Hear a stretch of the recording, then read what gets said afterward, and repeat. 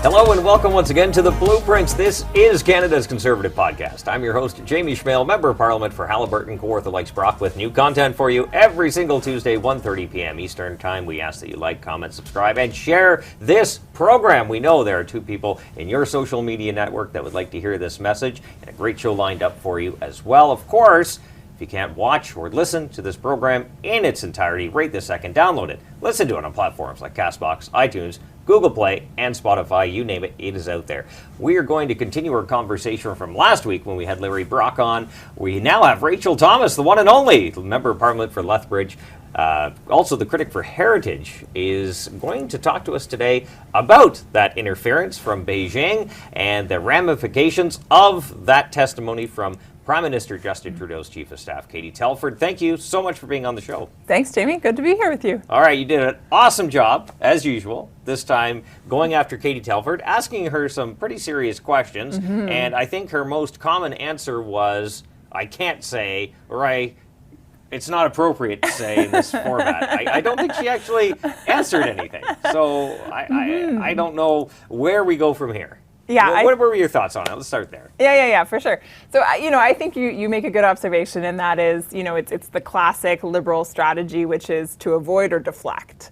The third would be attack. On this one, they didn't really have much opportunity to attack, so it was just a lot of avoidance tactics. We heard a lot of, Katie said a lot, I can't say, but what I can say, and then it would be like some little fluff. It'd be nothing. Yeah, totally. And so this is what we saw throughout the entire duration of our time together, which was about 2.5 hours, which, kudos to her, 2.5 hours of avoidance and deflection, that does take some skill. That's like Pablo Rodriguez style. That's almost to that level. Good point. Yeah, good point. Perhaps the two are, colluding with one another.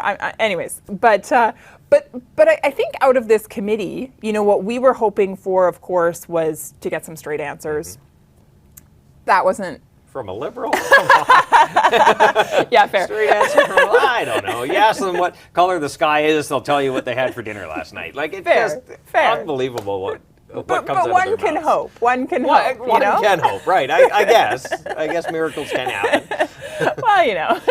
Well, so that said, you're probably right. I don't know that we could reasonably anticipate that they were going to give us the straight answers we were hoping for. That said, I do think that we walked away with perhaps some information that is useful to Canadians.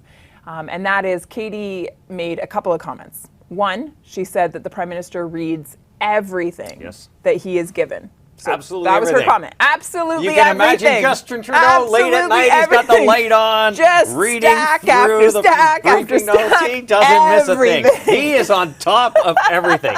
That guy, Justin Trudeau, he is a wonderful man. Absolutely. Absolutely. He is on top of it. So that was one comment. And you then can tell by his answers or non-answer questions. Sorry, I don't mean to keep interrupting you. No. And then the second thing that came out in committee was that she said nothing is ever kept from the Prime Minister. Wow. Okay. Nothing is ever kept from the Prime Minister. He would know. So, if he was given these CSIS reports from Canada's foremost intelligence agency, and he reads it all, and if he reads it all, nothing's kept from him. Nothing is kept from him. It should be on his desk. Then what is the conclusion? Right. The conclusion is the Prime Minister did know, and that he chose to turn a blind eye to Beijing's interference. And why would he turn a blind eye to Beijing's interference? The CSIS documents tell us. Yeah. Because Beijing was interfering in order to make sure that there was a Liberal minority government elected. And so Beijing was making sure that illegal dollars were funneling into these Liberal campaigns, and Beijing businesses were hiring interns who were then placed in these Liberal campaign offices in order to work the election. The Prime Minister chose to turn a blind eye because all of Beijing's interference benefited the Liberal Party of Canada. That is a complete abomination to democracy. Canadians should be outraged by this revelation and what Katie Telford admitted to. I agree. I can remember the media manufactured outrage when Stephen Harper, way back when, in the robocall scandal, right? Oh, yes. You imagine, you remember that outrage? Do you remember a headline day after day in the news? getting to the bottom of some people getting told to go to the wrong polling station. Yes, that was wrong. But at the same time, I think there's two different scales here. And probably this should be more serious, and more Canadians should be. It's interesting, too, to watch, the Truanons, as there are many called, on social media, defending the Liberal Party and the Prime Minister.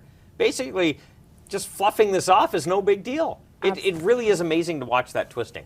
Yep, absolutely. And I think, again, that's one of the concerns that I have, that we have as Conservatives, is not only what happened in the election, and of course what that means for Canadians and the integrity of the democratic process, but I think also, it raises concerns with regard to media coverage and whether or not there is in fact fair coverage offered, regardless of political party, regardless of issue, regardless of the time period in history. And I think, we know that trust is at an all-time low, both with regard to institutions and the people that are head of those institutions, as well as those who are elected officials, as well as those that are reporting on the news.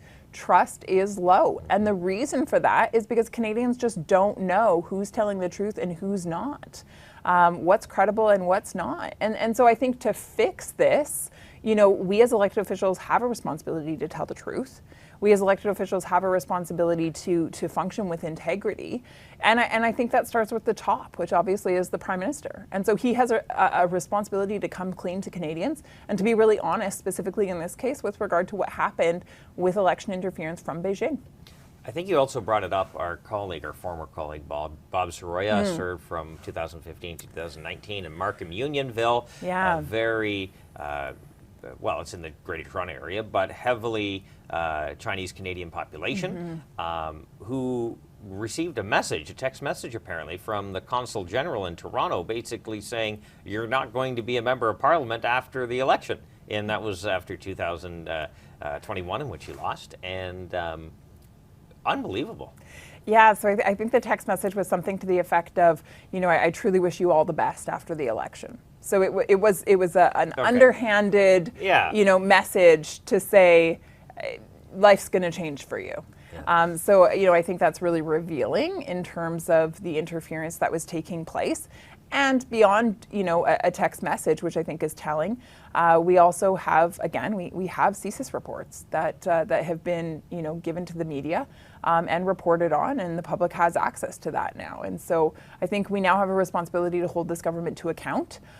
If they're not going to answer honestly when they come to committee, or if they're not going to allow the right witnesses to come to committee and try to block that from happening, then I think the only mechanism that is left to Canadians is an election. And we I couldn't agree with you more.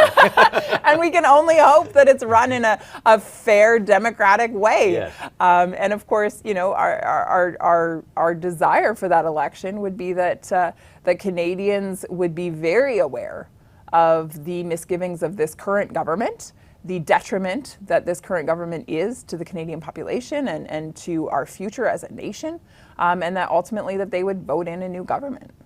Something else you brought up that I want to actually highlight is again, very shocking that it's actually happening. And it seems weird actually saying this next part out loud, but about government officials asking media providers to remove stories that were shining a bad light on the government. Internal documents have revealed this. How is this happening? And I still can't believe, again, those defending Trudeau and his government for doing it. Can you imagine Stephen Harper saying, you know what, CBC, that article is attacking me, I want it off. It's got to come down. Can you imagine what would happen? Or I'm going to cut your funding. Yeah, there'd be riots in the streets. It would be unreal. And yet, it seems to be no big deal. Yeah. Well, it's a negative toward the Liberals. You should take that down. Yeah. Again, I think similar to Beijing's interference in our election, that is shocking. It is shocking. It's very shocking. And yet somehow this government has a way of just kind of, putting it under the rug.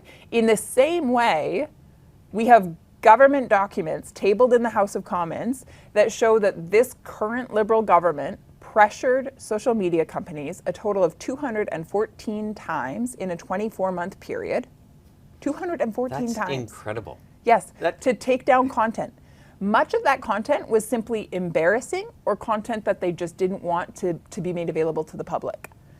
And again, the Liberals just kind of shrug their shoulders like it's no big deal. It's no big deal to censor what Canadians can access. Course, it's no big deal to... we're Liberals, we're super smart, and we know it's good for people, right?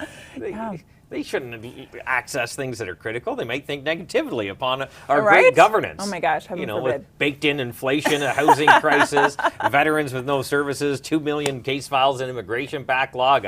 The list goes on. Our airports are a mess. And this is exactly it. And so, I'm very thankful for my colleague, Dean Allison. He's the one who put in an order paper question that, really allowed us to get to the bottom of this and access the information that showed that the government had, in fact, applied this pressure 214 times to social media companies.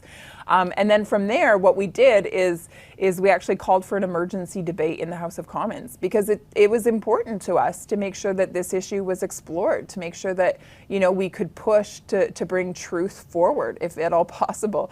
Unfortunately, at the end of the day, the Liberal Speaker of the House of Commons, voted against it or opted not to support our call for an emergency debate. So I think that's sad because I think Canadians deserve answers. They have the right to know what information they're able to access versus what information is being kept from them because this government simply doesn't want them to see it.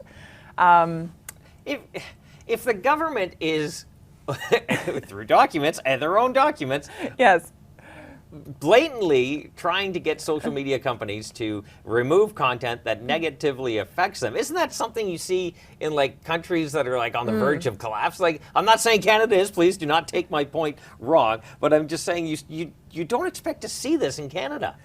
Absolutely you don't. However, we do also have another bill on the docket, Bill C-11.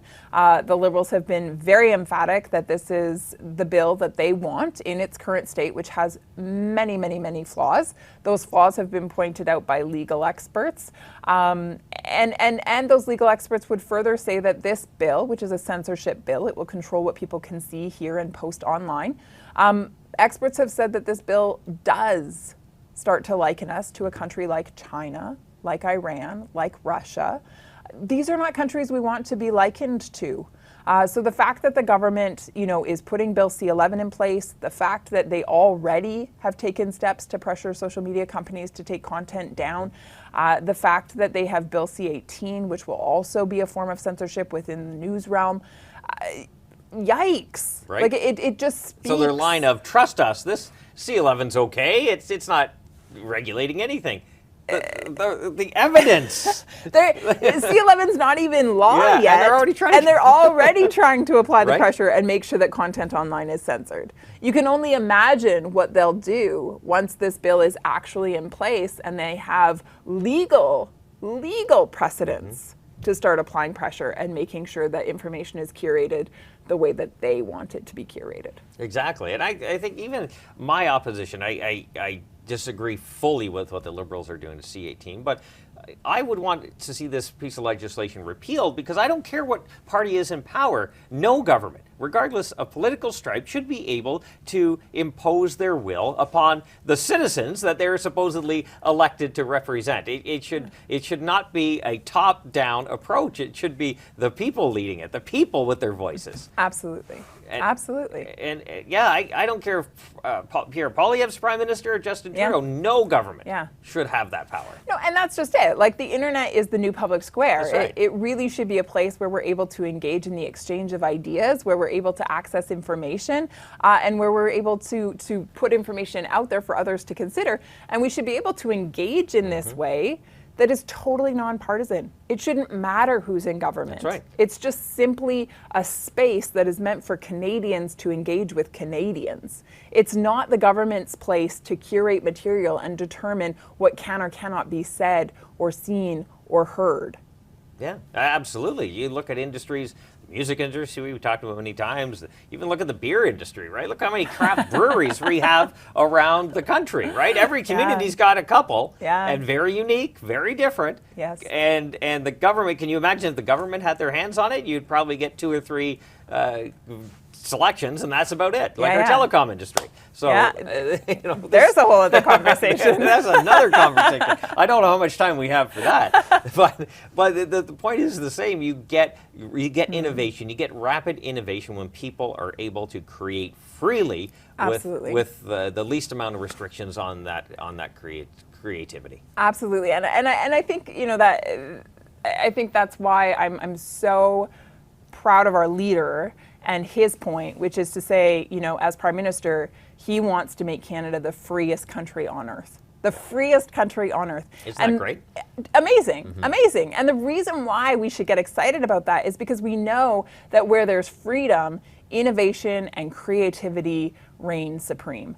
And where innovation and creativity are allowed to take off, we know that innovative ideas come forward, right. and we know that wealth is generated, and ultimately we know that Canadians are empowered to function within their gifts and their talents and their abilities, and to use those to prosper themselves and their families. Absolutely. That's the type of country that we should be building, not the current one that the Liberals are trying to control. Exactly. Competition is a good thing. It has a better product, a better service, a better price. 100%. It makes everything better, and a rising 100%. tide raises all boats. Yeah. I don't know how much better we can end that with, but as you know, the guests get the last word, so the floor is yours. Well, nothing more than just to say it's been a complete privilege to be here with you. Together we're fighting for a freer Canada for the sake of Canadians. All right, you keep saying nice things like that. We'll have you on every single week. That is Rachel Thomas, Member of Parliament for Lethbridge, also the critic for Heritage. We appreciate her time. We appreciate your time as well. Remember, new content every single Tuesday, 1:30 p.m. Eastern Time. Like, comment, share, and subscribe to this program. Great new content for you. Listen to it, too. You can download it on platforms like CastBox, iTunes, Google Play, and Spotify. You name it, it is out there. Until next week, remember, low taxes, less government, more freedom. That's the blueprint.